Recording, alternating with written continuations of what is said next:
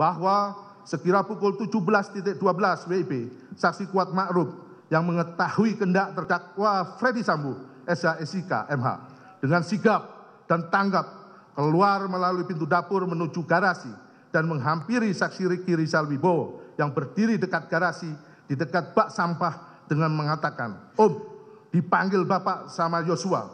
Mendengar perkataan tersebut, saksi Ricky Rizal Wibowo menghampiri korban Nofriansah Yosua Huta Barat yang sedang berada di halaman samping rumah dan memberitahu kepada korban Nofriansah Yosua Huta Barat bahwa dirinya dipanggil oleh terdakwa Ferdy Sambo SH/SIK MH. Kemudian atas penyampaian saksi Ricky Rizal Wibowo tersebut menyebabkan korban Nofriansah Yosua Huta Barat tanpa sedikit pun merasa curiga berjalan masuk ke dalam rumah melewati garasi dan pintu dapur menuju ruang tengah dekat meja makan, diikuti dan diawasi terus oleh saksi Ricky Rizal Wibowo dan saksi Kuat Ma'ruf. Bahwa saksi Kuat Ma'ruf setelah memanggil saksi Ricky Rizal Wibowo dan korban Nofriansah Yosua Huta Barat tetap ikut masuk ke dalam rumah mengawal korban Nofriansah Yosua Huta Barat sampai ke hadapan terdakwa Ferdy Sambo SH/SIK MH dan saksi Richard Eliezer Budihang Lumiu. Saat itu saksi Kuat Ma'ruf masih membawa pisau di dalam tas selempangnya untuk berjaga-jaga apabila terjadi perlawanan dari korban Nofriansah Yosua Huta Barat. Sesampainya di ruang tengah dekat meja makan, terdakwa Ferdy Sambo SH/SIK bertemu dan berhadapan dengan korban Nofriansah Yosua Huta Barat. Pada saat itu terdakwa Ferdy Sambo SH/SIK MH langsung memegang leher bagian belakang korban Nofriansah Yosua Huta Barat, lalu mendorong korban Nofriansah Yosua Huta Barat ke depan, sehingga posisi korban Nofriansah Yosua Huta Barat tepat berada di depan tangga dengan posisi berhadapan dengan terdakwa Ferdy Sambo SH/SIK MH dan saksi Richard Eliezer Budihang Lumiu yang berada di samping kanan terdakwa Ferdy Sambo SH/SIK MH. Sedangkan posisi saksi Kuat Ma'ruf berada di belakang terdakwa Ferdy Sambo SH/SIK MH dan saksi Ricky Rizal Wibowo dalam posisi bersiaga untuk melakukan pengamanan bila korban Nofriansah Yosua Huta Barat melakukan perlawanan berada di belakang saksi Richard Eliezer Budihang Lumiu. Sedangkan saksi Putri Chandrawati berada di dalam kamar utama dengan jarak kurang lebih 3 meter dan posisi korban Nofriansah Yosua Huta Barat berdiri. Kemudian terdakwa Ferdy Sambo SH/SIK MH langsung mengatakan pada korban Nofriansah Yosua Huta Barat dengan perkataan, "Jongkok kamu." Lalu korban Nofriansah Yosua Huta Barat sambil mengangkat kedua tangannya menghadap ke depan sejajar dengan dada sempat mundur sedikit tetap sebagai tanda penyerahan diri dan berkata, "Ada apa ini?" Selanjutnya terdakwa Ferdy Sambo SH/SIK MH yang sudah mengetahui jika menembak dapat merampas nyawa berteriak dengan suara keras pada saksi Richard Eliezer Budihang Lumiu dengan mengatakan, "Weh, kau tembak, cepat, cepat weh, kau tembak."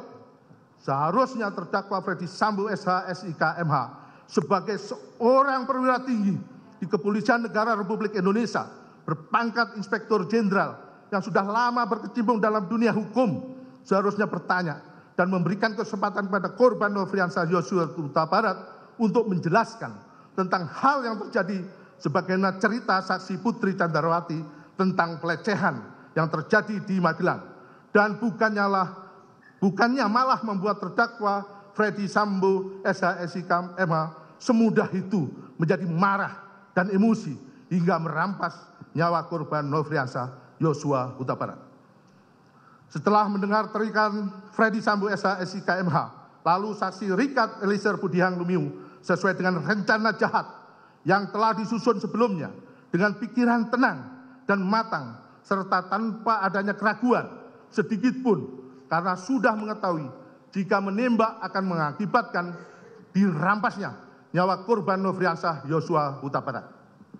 Langsung mengarahkan senjata api Glock 17 nomor seri MPY 851 ke tubuh korban Nofriansah Yosua Huta Barat dan menembakkan senjata api miliknya sebanyak 3 atau 4 kali sehingga korban Nofriansah Yosua Huta Barat terjatuh dan terkapar mengeluarkan banyak darah. Penembakan tersebut menimbulkan luka tembak masuk pada dada sisi kanan, masuk ke dalam rongga dada hingga menembus paru, dan bersarang pada otot sela iga ke-8 kanan bagian belakang yang menimbulkan sayatan pada bagian punggung. Luka tembak masuk pada bahu kanan menyebabkan luka tembak keluar pada lengan atas kanan. Luka tembak masuk pada bibir sisi kiri menyebabkan patahnya tulang rahang bawah dan menembus hingga ke leher sisi kanan. Luka tembak masuk pada lengan bawah kiri bagian belakang telah menembus ke pergelangan tangan kiri dan menyebabkan kerusakan pada jari manis dan jari kelingking tangan kiri.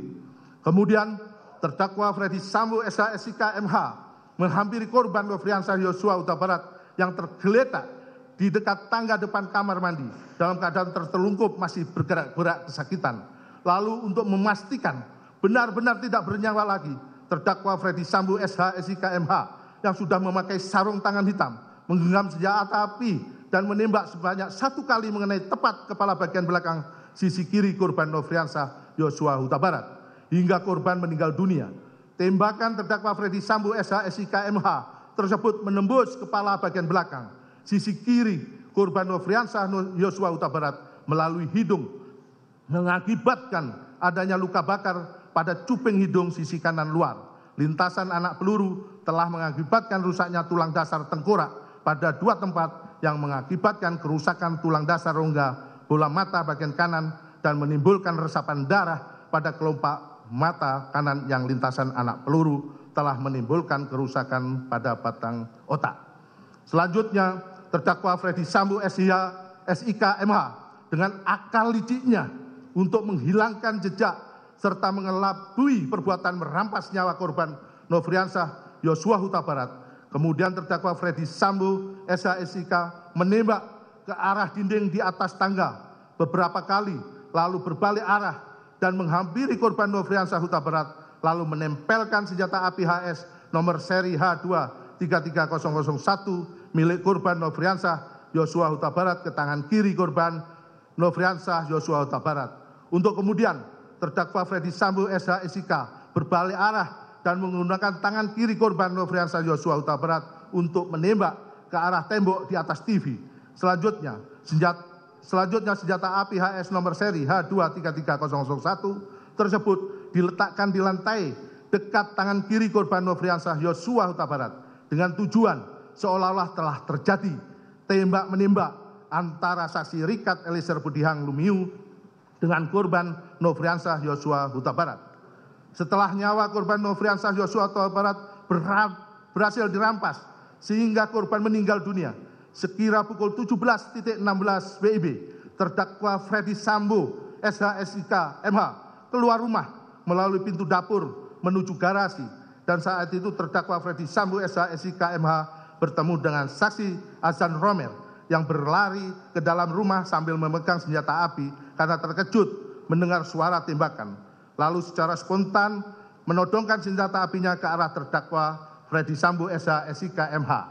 Dan terdakwa Freddy Sambo SH/SIK MH mengatakan kepada saksi Azan Romer, "Ibu di dalam."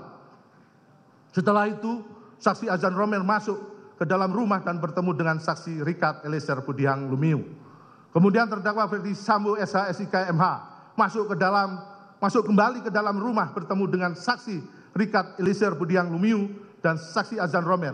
Lalu untuk memperkuat skenario rekayasanya, terdakwa Freddy Sambo SH/SIK kembali berpura-pura melayangkan sikutnya ke arah saksi Azan Romer dan berkata, "Kamu tidak bisa menjaga ibu." Setelah itu, terdakwa Freddy Sambo SH/SIK masuk ke dalam kamar untuk menjemput saksi Putri Candrawati yang berada di kamar dan membawa saksi Putri Candrawati keluar rumah dengan cara merangkul kepala saksi Putri Candrawati menempel di dada terdakwa Freddy Sambo SH/SIK MH. Sesampainya di luar rumah, terdakwa Freddy Sambo SH/SIK MH meminta kepada saksi Riki Rizal Wibowo untuk mengantarkan saksi Putri Candrawati ke rumah Saguling 3 nomor 29. Selanjutnya, pada saat terdakwa Freddy Sambo SH/SIK MH kembali ke dalam rumah, saksi Kuat Ma'ruf berada di garasi dan saksi Richard Eliezer Budihang Lumiu tetap berada dalam rumah. seolah-olah tidak terjadi peristiwa penembakan terhadap korban Nofriansah Yosua Huta Barat. Kemudian, sekira pukul 17.17 WIB, saksi Putri Candrawati dengan suatu alasan tertentu masih sempat berganti pakaian, meskipun saksi Putri Candrawati turut terlibat dalam penembakan yang merampas nyawa korban Nofriansah Yosua Huta Barat ketika masuk ke rumah dinas Duren 3 nomor 46. Awalnya saksi Putri Candrawati berpakaian baju sweater warna coklat dan celana legging warna hitam. Namun ketika keluar dari rumah dinas Duren 3 nomor 46, saksi Putri Candrawati sudah berganti baju model blus kemeja warna hijau garis-garis hitam dan celana pendek warna hijau garis-garis hitam. Lalu saksi Putri Candrawati dengan tenang dan acuh tak acuh cuek pergi meninggalkan rumah dinas Duren 3 nomor 46 diantar oleh saksi Ricky Rizal Wibowo menuju rumah Saguling 3 nomor 29. Padahal korban Nofriansah Yosua Huta Barat merupakan ajudan yang sudah lama dipercaya oleh terdakwa Freddy Sambo SH SIK MH untuk melayani, mendampingi dan mengawal saksi Putri Candrawati dimanapun berada. Sehingga dari hubungan kedekatan yang sudah terjalin selama ini, maka kematian korban Nofriansah Yosua Huta Barat seharusnya mempengaruhi kondisi batin dari saksi Putri Candrawati tersebut. Setelah itu, saksi Ricky Rizal Wibowo kembali lagi ke rumah dinas Duren 3 nomor 46 dengan mengendarai sepeda motor.